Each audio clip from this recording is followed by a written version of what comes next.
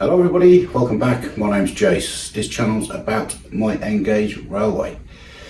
So I was testing out the track, and the three-way point that I've got on the layout is an old point from another layout, and one of the blades is loose in the plastic and it's just causing an issue. So I went online, cheapest place I found, with a quick look. I didn't spend ages looking, but it was Rails of Sheffield. I can't remember how much it was now. It was about another 40 quid, maybe a bit less, maybe 35 quid, something like that. So that's a job I've got to do.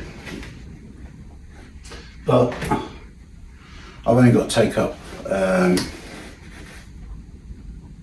one point and a couple of bits of track to do it. So it just means I'm going to have to solder the droppers on and rework underneath, and the point motors are fitted as well, which is going to make it a bit more difficult.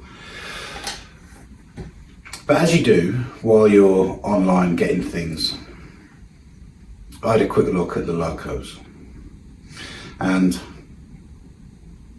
this Loco appeared that I've always liked, I've always wanted, and there it was. DC version, but it's new, so it can be upgraded to DCC very quickly, very easily. And it was like, oh, shall I, shan't I? And I thought, well, Christmas is round the corner and I normally get money off so and so and so and so. So what I've done, hopefully, is spent that money a week early. I have not even took the sleeve off the box yet, so you're going to get my reaction. This isn't an unboxing video, I'm not going to do all that, but so here we go. Oh yes. Oh yes. Wow.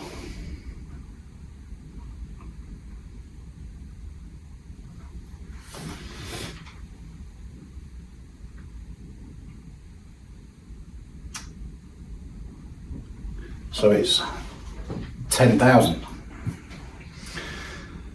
and there was two of these engines made, 10,000 and 10,001, and they were the first diesels produced with the intention of using them on the main line, and they ran between London and Glasgow a lot for London, Midland, Scotland region. They weren't particularly liked by the drivers at the time, as far as I understand, in that it was new technology, wasn't it? And they perhaps weren't that reliable and not as powerful as some of the big steam engines. Let's get it out of the out of here. How does that work? So this has apparently directional lighting, cab lighting. There's a DCC socket in there for an X18 already, and a speaker. But as it's a DC Loco, the first thing I want to do, I'm putting it on my programming track that I have connected to my DC controller. So let's just see if it actually works. I'm sure it does, but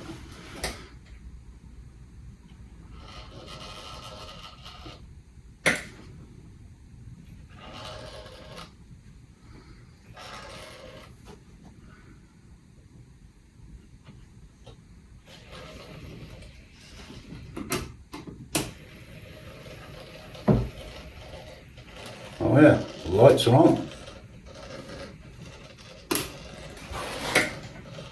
Yeah, both sides, got a red light at this end now. Oh wow, and they are extremely realistic. They're tiny.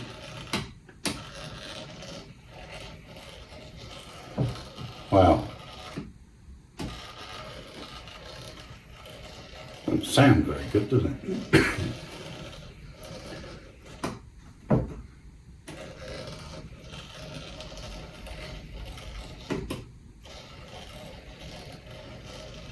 Needs running in, I imagine.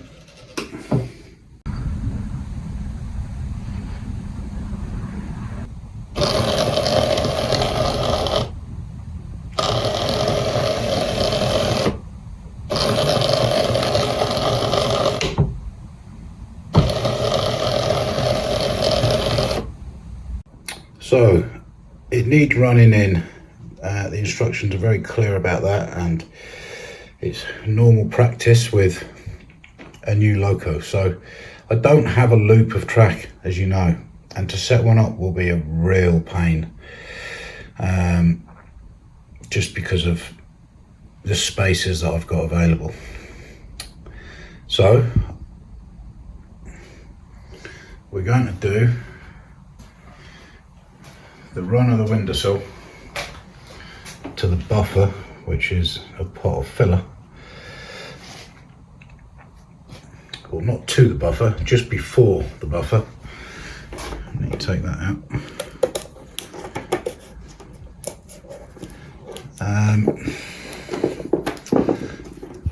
And I'll go along, check the fish plates, just to make sure we're okay. In fact, we'll do it while we're here. That rail's not in the fish plate, so I need to sort that out. Very good.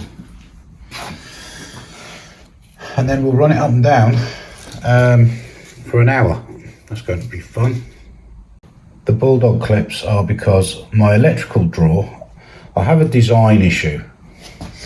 My electrical drawer is here, and when the board's down, the control panel overhangs it. I need to, next time I've got the board up, I need to move things around in the drawers so that yeah, I've got what I need most often available. Right then, see what happens. This is the setup. So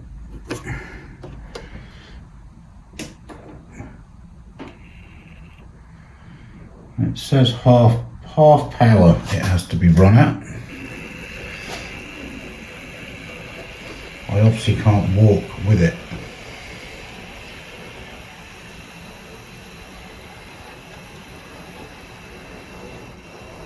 I need to stay near the controller.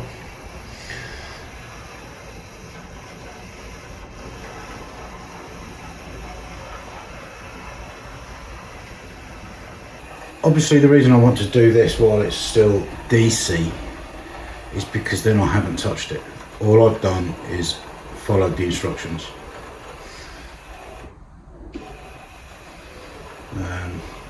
Just in case.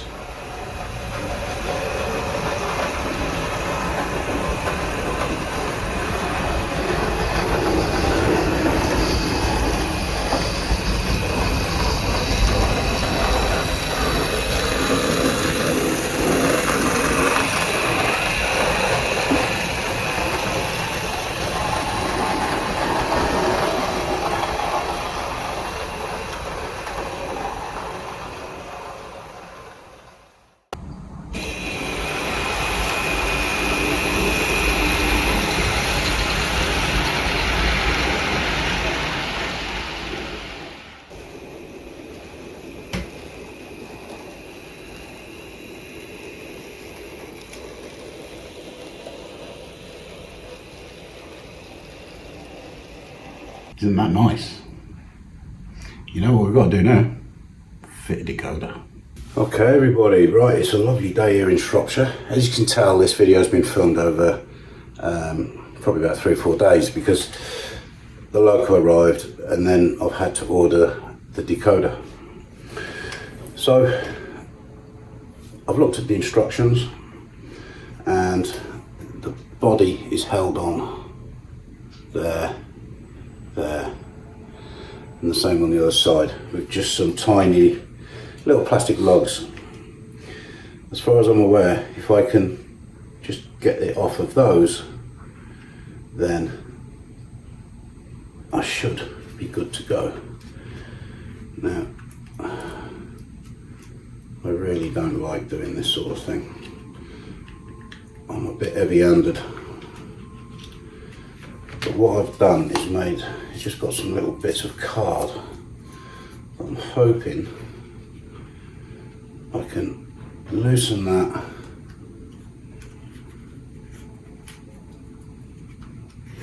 Put that in there to stop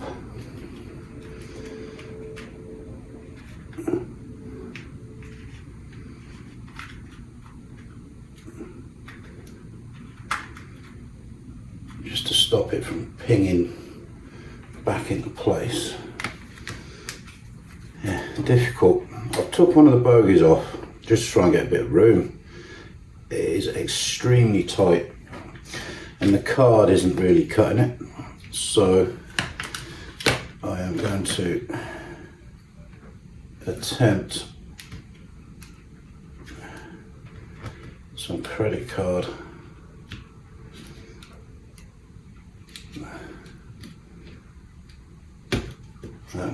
That's got that one.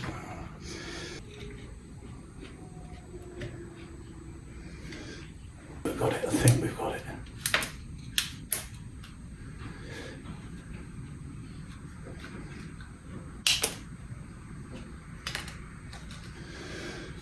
Oh, there we go.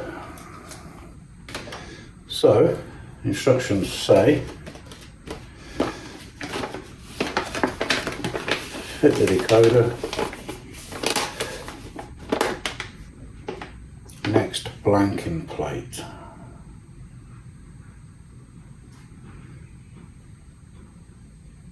in the middle, so that thing there is that, then we've got a few little things, so it's this thing, that's what we pull out and put the decoder in. The parcel just arrived, literally just arrived, just after I finished filming, taking that off. This should be a Coastal DCC.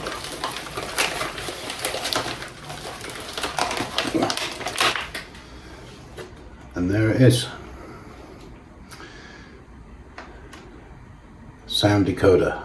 Yeah, I've got a sound decoder. This will be my first ever Loco that has got sound, hopefully. So that's for that baby. And then I should have I've got two of these little Zimmos again, because I've got a little tank engine that I'm going to try and DCC-ify. And I need a digi-hat for that as well, so that's what this is. So that's going to be a video coming up. And I've got another Zimmo. Because my way of thinking is, if I've got one of these in at least two Locos, because I'll have it in my 04 and this little tank engine. Not a bad idea to have a spare. And also, because these are only 25 quid. And also, if I end up at a car boot sale or wherever and I find another little tank engine or a small engine, I can always use it.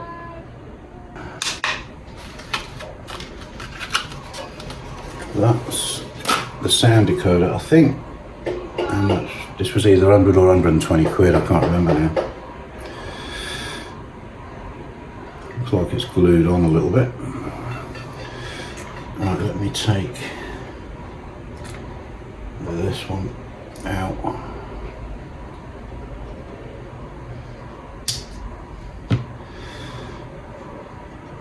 Okay, so that's the plug.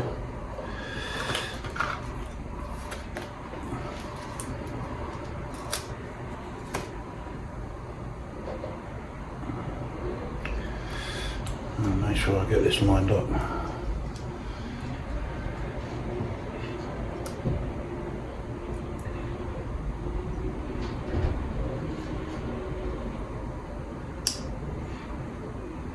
There we go. I will keep that and put that in the box of the Loco. You never know, I might want to swap it back one day for some reason or another. How much easier is that though than doing all the hard wiring and stuff and converting stuff with a digi hat and what have you.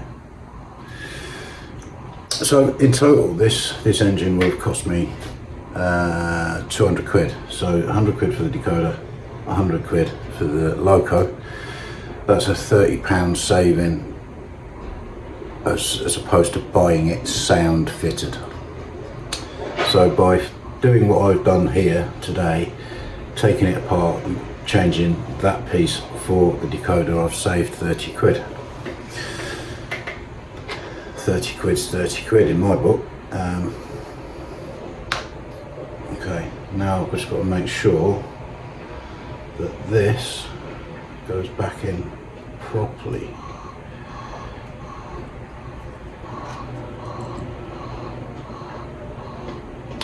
There we go. Lovely. You can see on there it's got 5 prongs at each end, and they hit the circuit board inside at each end for the lights. I don't think there's a right and a wrong way for this, so it should be easier to put back on than take off. We should be able to just gently ease it down.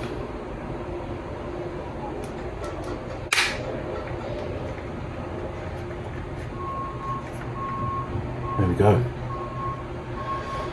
Right, let's get it on the programming track.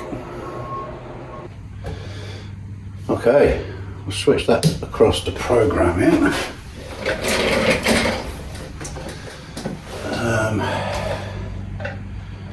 For use program track, standard, turning the main off, I heard a little click. Manufacturer 145, enter. Decoder version 005. Short address.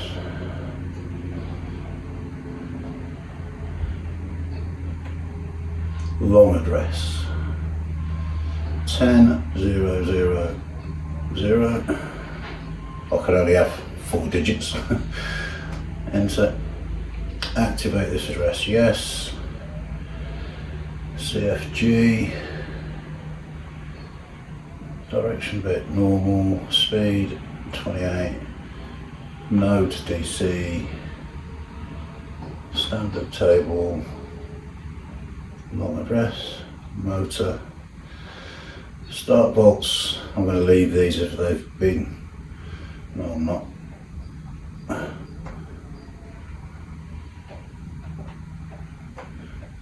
Acceleration. Let's try 5 to start with, and I will adjust as required later.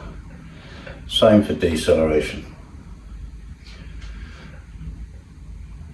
Right, in theory that should move. Hey!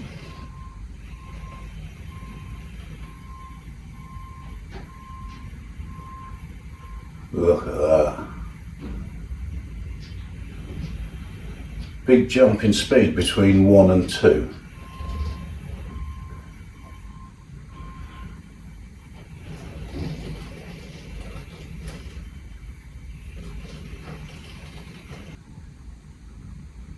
Okay, let's get it on the main track, have a play.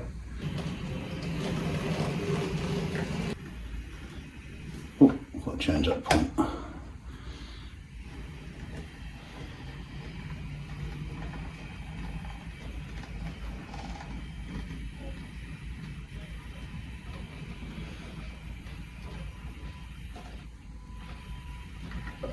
Absolutely no problem at all.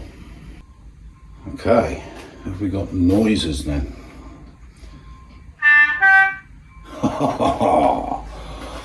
cool is that? Right.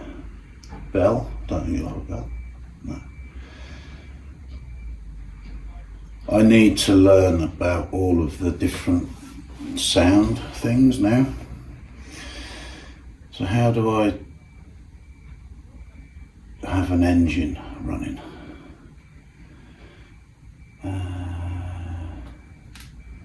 Option, maybe? No.